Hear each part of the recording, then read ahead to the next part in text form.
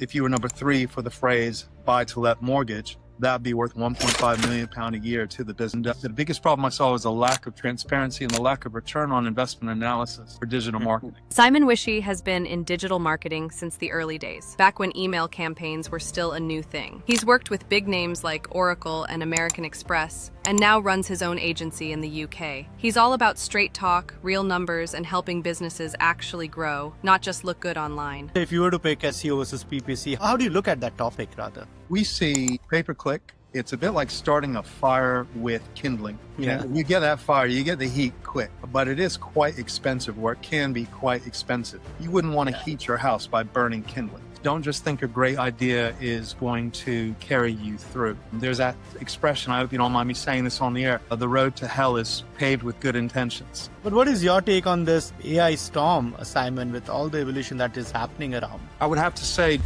Coffee with experts. Hey Simon, how's it going? yeah, very good. Thanks for inviting me. Lovely. Simon, before we move any forward, let's get to know the human behind the mic. Why don't you talk us through your journey a bit and also about Voco Veritas Consulting? What do you guys do? What do you guys specialize in? And we'll take it off from there. Yeah, sure. Well, let's see. I have been involved with this industry since the early 90s. I worked for a third-party marketing company in Silicon Valley that did a lot of early email marketing and direct marketing.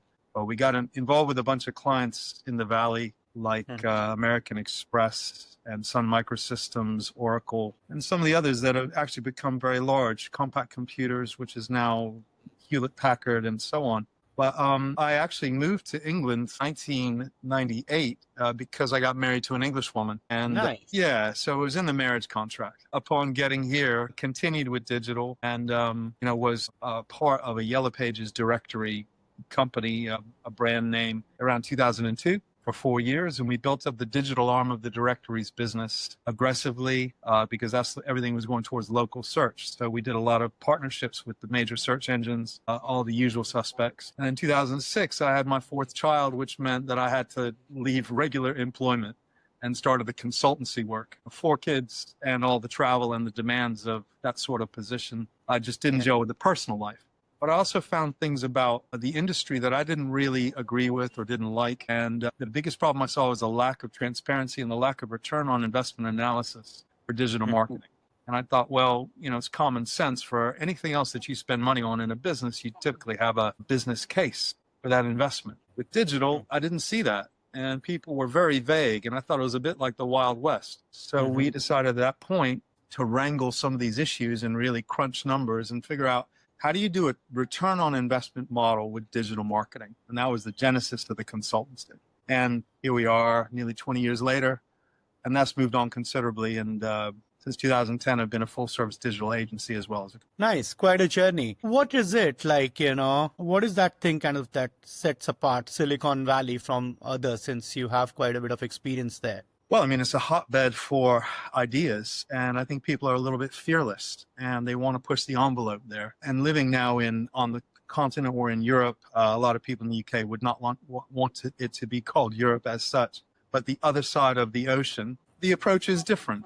Now, it's a little more conservative, whereas as an American living abroad, you're forgiven for being a bit more aggressive, a bit more overtly dynamic. It's not always an asset, but I would say that in America in general, and also in Silicon Valley particularly, people are rewarded for taking risks. People are rewarded for thinking out of the box. And everybody wants to be very successful. They're really driven. They want to be the next Silicon Valley giant company. So I'd say their aspirations are their ambition is their defining characteristic. Lovely, lovely. Now, coming to your agency, Voco Veritas, Simon, it kind of positions itself as a precision-led ROI-first consultancy, like you mentioned. So what is the core philosophy that drives your strategy approach? And what do you think have actually worked for you in kind of ensuring that all of your clients, majority of your clients, kind of actually correlate to the return on investment that they're making with you guys? Yeah, because we're a consultancy first, we're problem solvers first. So I'm not interested in having conversations with clients or potential clients about how big is your budget? Let's build you a great website. We start by understanding their business model.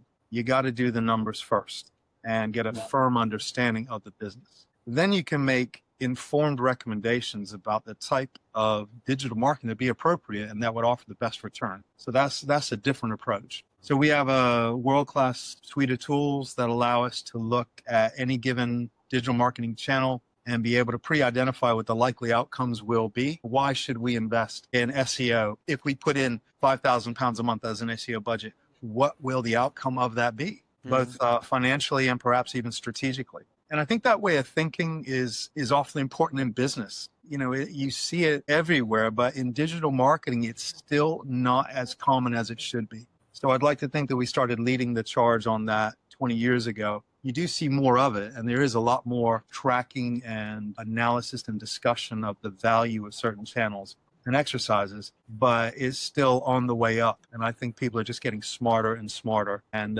realize the value of that type of ongoing analysis before they make investments. Talking about analysis, talk us about audience analysis at large. How do you approach building a deep data-first understanding of audience behavior that actually informs, your campaigns and make sure? I mean, we as marketers talk about a lot of metrics, but for clients, they want their phones ringing. That's about it, right? So how do you ensure that it's a mix of both, while the brand statement and the brand language is there, but also it kind of converts? Well, audience analysis is a product that we use. It's our primary tool in our toolbox. And it is a proprietary method of mapping all of the phrases that could relate to an industry and to a specific client, their product set. And all of those phrases, that any of them that could lead to value or could lead to a purchase, are ring-fenced. Their search volume is mapped. The client's organic placement at the time of the analysis is included, plus a return on investment column, which estimates the value based on the key metrics within the existing online business. What would the value be of being number 3 for that phrase? And we can actually calculate, well, if you were number 3 for the phrase buy to let mortgage, that'd be worth £1.5 million a year to the business. And so then once you have a number, you can begin to justify a spend on SEO or on a lot of other pay-per-click activity. So that's the basic way that it works. Since you mentioned SEO and paid per click, in the same sentence, how do you look at the debate of SEO versus PPC? I know, for a brand which can afford both, that's the way to go, in the sense of, your brand and you make immediate impact through paid search campaigns, and it's a mix of both, right? But let's say if you were to pick SEO versus PPC, how do you look at that topic rather? That's a really good question, and we get that question a lot. We see pay-per-click. It's a bit like starting a fire with kindling. Yeah. You get that fire, you get the heat quick, but it is quite expensive, or it can be quite expensive. You wouldn't want to heat your house by burning kindling. So the SEO are like the logs that go on the fire. That's the longer term play. You need a presence there. It's going to be the lowest cost per acquisition method of existing in the market. So there's usually an interplay between the two when you got enough budget to do both. Quite often pay-per-click, I think the advantage is you get into the market quickly and you determine the value of those phrases to the business quickly. We can see the ROI. Once you know that, you make a substantial investment then in SEO activity. You can then, instead of buying those phrases, you sort of own the phrases, a bit like the difference between renting and buying a house. So why invest in SEO on a phrase that you're not 100% sure of will be productive for your campaign? So we have to see that through pay-per-click. Then we know for sure what the return is. Then the substantial investment in SEO. Absolutely. And, carrying on from SEO, we have seen the last couple of years in terms of AI and all the platforms kind of creating a chaos, right? In a positive way, rather, at least now. Initially, everyone thought otherwise, right? But what is your take on this AI storm, Simon, with all the evolution that is happening around? Yeah, it's fascinating. It's one of the biggest things to happen in the past 20 years in the industry, for sure. Really the first thing that happened that was revolutionary was the advent of pay-per-click itself.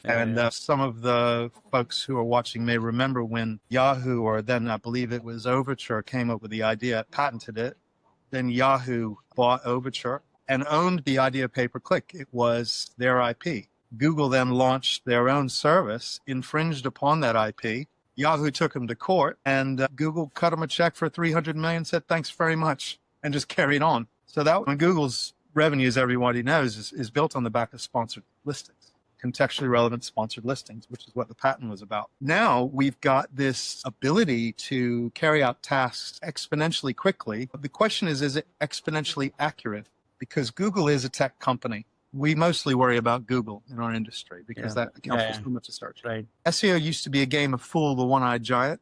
You know, you could throw a few feints and stuff some keywords, and we had tricks. Not that we ever did a lot of that, but that was the way it was often done. These days, I would say Google's own AI and their analytic capabilities is far beyond what is commonly available. So I would say their algorithm is probably 3 or 4 generations ahead of whatever measures are being taken by, let's say, some smaller agencies and the public to capitalize on using AI for SEO or similar means. I think, it works to a point, but you got to be careful because there is nothing much smarter these days still than Google's own tech. Absolutely. 20 plus years now, Simon, you would have worked with a lot of clients, right? Give us your favorite client story. Ooh, favorite client story. We love to see clients who are groping around in the dark and we then shed a nice spotlight on how to do things correctly. It's definitely the longer term relationships where we've grown with the client. If they've got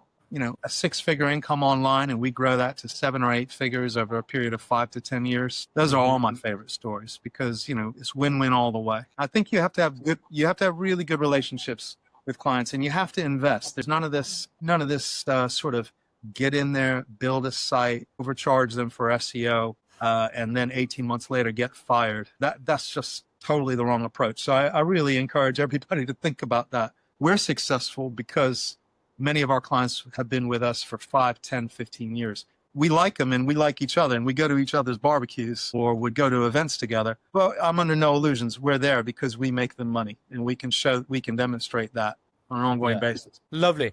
This has been a great conversation, Simon. But before we let you go, a piece of advice for young entrepreneurs, listening to us today or trying to make a mark in the digital marketing niche, or let's say trying to kind of create their own thing. So what is that piece of advice going to be? I would have to say, do your homework. Don't underestimate the value of triple checking your figures. Refine your business models, your cost analysis. Don't just think a great idea is going to carry you through. There's that expression, I hope you don't mind me saying this on the air, the road to hell is paved with good intentions. And I think there are plenty of good business ideas that have fallen by the wayside because the idea is good, the general outline of the business model is good, but all of the details along the way. If you don't pay close attention to your cash flow, for example, you're dead in the water. So I would say be vigilant, have a great idea, develop it very thoroughly, get really top-notch advice from people you feel you can trust, and then keep executing your tasks. It's one day at a time. But if you're vigilant, you'll make it. Lovely. Can't thank you much, Simon, for this wonderful conversation. Thank you so much for taking our time to do this with us. Really appreciate it. And one last time, for audiences, if they want to reach out to you, how would they do that? You could just have a look at our website, vocoveritas.com, located here in the UK, and reach out to us on any channel you like. But it's been a pleasure talking to you and appreciate you giving me the time. Thanks. Cheers. All the best.